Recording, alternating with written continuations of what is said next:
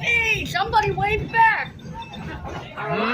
That's definitely true. This time through an industrial area. And in this area, the engineer is going to do what's called a running brake test. He's going to test the brakes to make sure that they will function in an emergency if you need to do that. Things parked on this side of the train.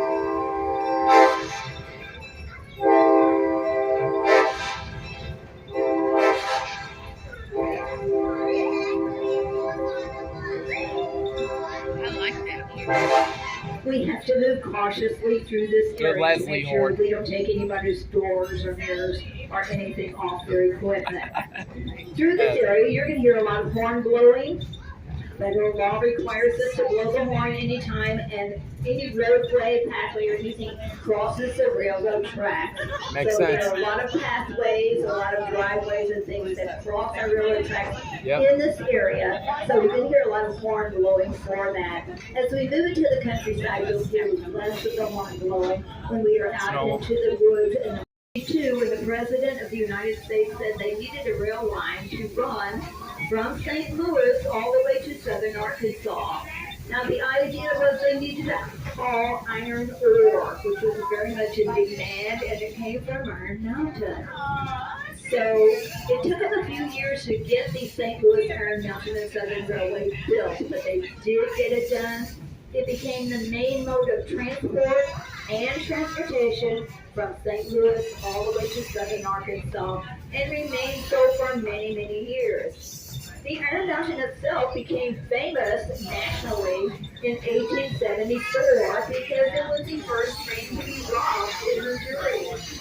It was robbed by none other than Jesse James. So let me tell you how that robbery occurred. It was the middle of winter, January 31st, 1874. Jesse and Frank James, their cousins of younger boys, and another outlaw that we would believe was probably an Arkansas boy, had robbed a bank in Arkansas. The next thing they wanted to rob was the Iron Mountain Railway. Now they had two reasons for that. One, they believed there were going to be some wealthy passengers on board the train.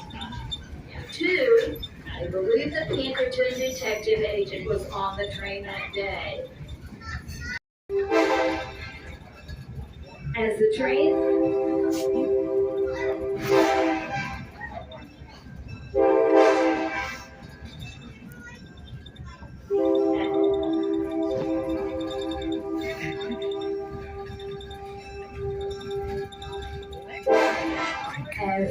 approached Gads Hill, the conductor, Mr. Alford, saw the fire up ahead.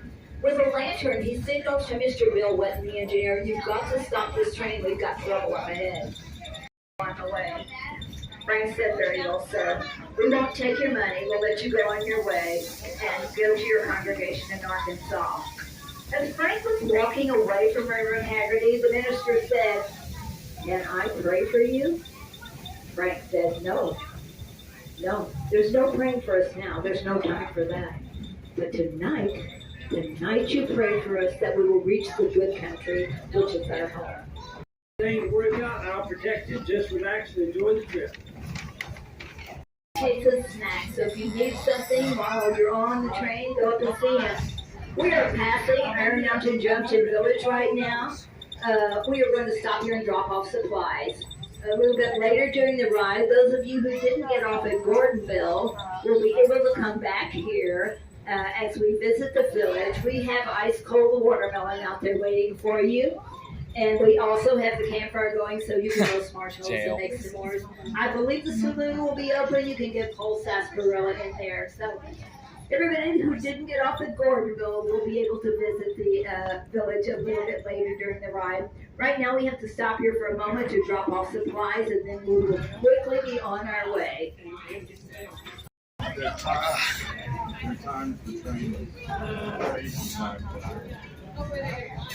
There it is. Oh, that's good. Good footage. If at some time in the ride you decide to move into that back air-conditioned car, when you get to that door, it is a push door, not a pull door. So you need to push on that door. I'll punch your ticket on the way back if you want me to. Yeah.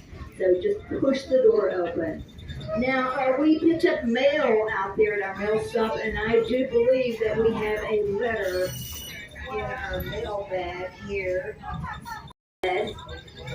How is it that Jesse is such a neat writer? How does he write so well and so beautifully? Well, let me tell you something about Frank and Jesse James. Their father was one of the founders of William Jewell College.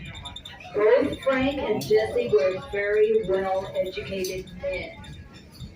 Frank loved Shakespeare. He loved Shakespeare so much that he often recited Shakespeare to us as he was writing.